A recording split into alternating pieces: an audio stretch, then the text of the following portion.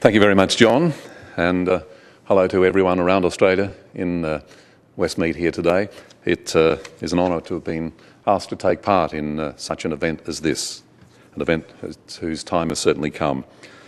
It was 2.5 years ago that I was diagnosed with cancer, colorectal cancer to be exact, but I was incredibly lucky to find out about it when I did. I remember vividly how the events unfolded. My wife Eve and I had spent a very pleasant spring afternoon in Adelaide, and we decided to pick up a couple of chicken gyros to eat. And we ate those, very pleasant. I went off to Channel 7 to read the news that night. Everything went well. Got home about 8 o'clock and started to have a bit of a chest pain. Thought, this is a bit strange, bit of indigestion. Well, it developed to the extent that Eve had to rush me off to hospital in the early hours of the morning. And after a very long and extremely agonising wait in casualty, they took me in. But by the time they did the x-rays and the examinations, the pain had eased. I was feeling pretty good, actually. The x-rays revealed it was a severe gastric disturbance. Once the blockage had cleared, everything was okay. But it was about 5 o'clock in the morning at that stage, and things must have been a bit quiet because the doctor said, look, I'd just like to do a couple of other tests. And it was those tests that showed something nasty that shouldn't be there. A day later, I went in for a colonoscopy. Now, there can be few more sobering moments in your life than when you're told you have a malignant tumour in your body. It was a stage 3 cancer. Although my wife Eve was sitting there beside me, giving me all the support she possibly could, I'd never felt so alone in my entire life. I knew this was going to be a battle of the mind as much as of the body. Now, after earlier tests, I went expecting the worst, but nothing really prepares you for that sort of news. Everything said after that was delivered through a fog. I heard it all but understood little. On that morning, I walked out of the doctor's rooms. I had an empty, lost feeling, believing and not believing at the same time that I could have had cancer. It wasn't really a denial, just a failure to just take in this immense, overwhelming information. And then came the biggest hurdle of all, how to tell the kids. I have 3 children. At the time, my eldest was 20, the second boy 17, and my daughter was 13. How much do you tell them? Well, despite all the pain etched on their faces, they took it bravely as we told them exactly what was unfolding. And we told them as matter-of-factly as possible. We decided they had to be told everything because they had to live through my surgery and the ongoing recovery, which saw me make a slow and painful recovery over the next 12 months.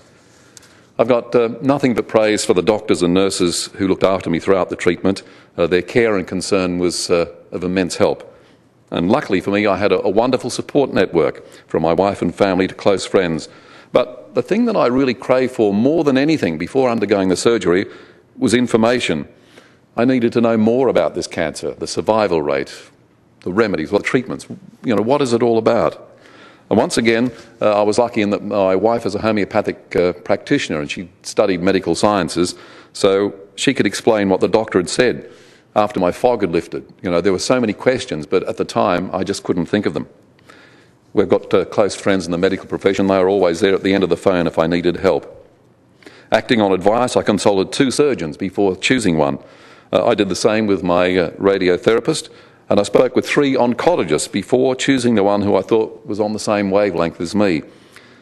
Now, this isn't for everyone, but I wanted an oncologist who would accept that I was going to be using complementary medicine alongside Western practices. So when I decided, I felt like I've got my team in place. Now we can get into the tough stuff, go through the surgery. The 6-hour operation was successful. I was left wearing an ileostomy bag. Psychologically, that in itself was a huge hurdle. But hey, I was alive. If I had to wear a bag, so be it. That was a small price to pay. 6 months later, I was back in hospital for the follow-up operation to get me off the bag, sort of to reconnect the plumbing. And while it hasn't been all plain sailing over the years, I just have to look back, 3, 6 or 12 months, and I can really see the dramatic improvement that I've made over that time.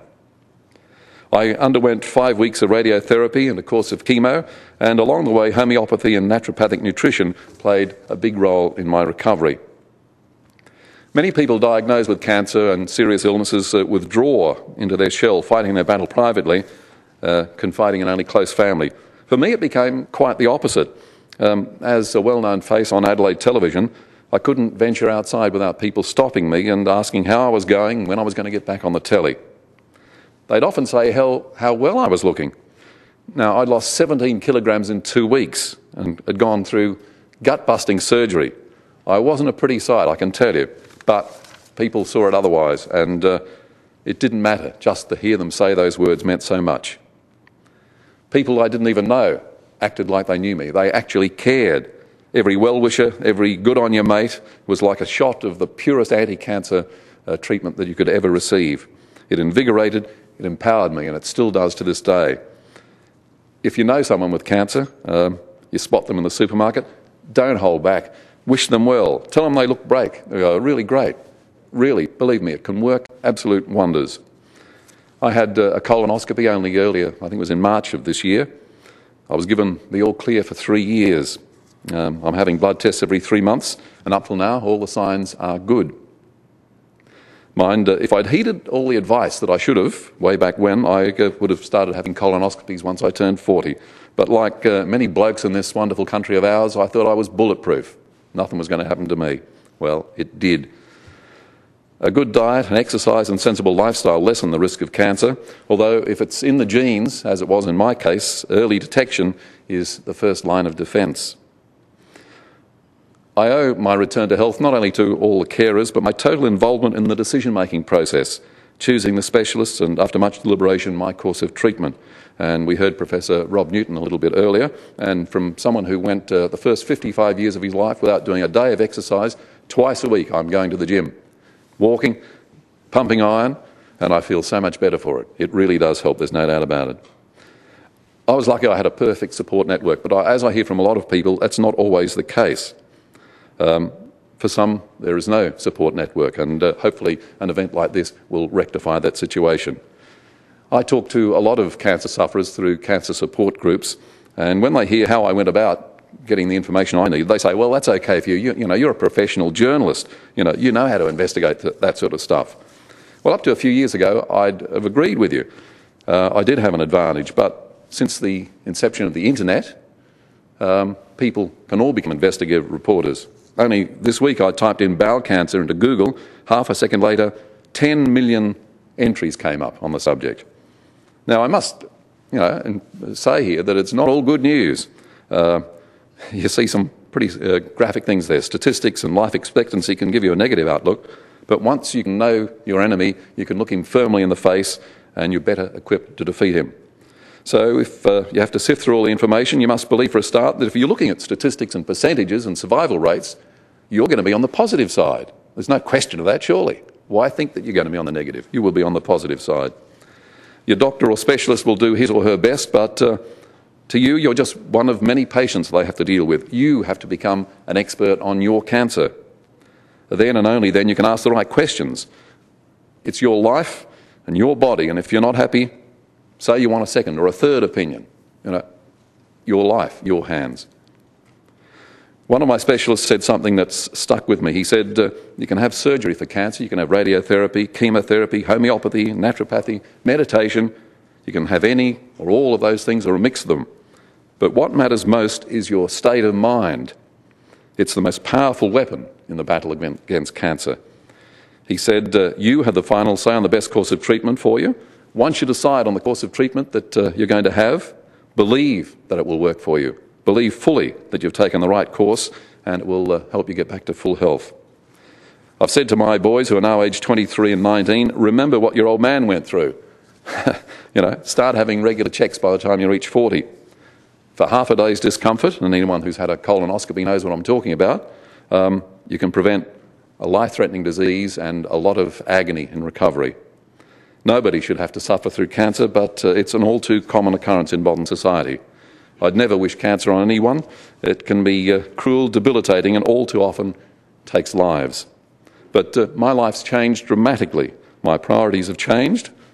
I've learnt stress is no longer an issue in my life, put it to one side.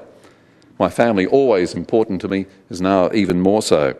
The things I used to agonise over and worry about are not so important. Life is good. I love every moment. I'm a better person for having gone through the cancer experience. Just remember, if you have been diagnosed with cancer, you're just about to set off on a journey. You're not the first, and you certainly won't be the last. And we can all find strength in each other. Thank you very much.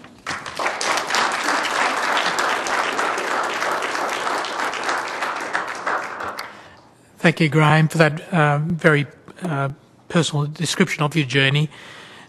I would like to come back to some of the issues you raised. I think you spoke about the fog, and I know patients' lives stop as soon as they hear the word cancer. How your quest for knowledge and getting opinions helped clear that fog, and how that empowerment and the importance of positive thinking has been very important for you, and it's something that I strongly believe in, the importance of being positive and look at the cup as half full rather than half empty. We'll talk a bit about that later. Our next speaker is Ms. Louise Gilmore, who is the President of Carers New South Wales, and this is the other very important part of the equation, the people who are at home looking after the sufferer with cancer. Louise was President of Carers Australia for 3 years. She has had first-hand experience as a carer, as she has cared for her own family members through illness. Louise's topic today is a carer's perspective. Welcome, Louise.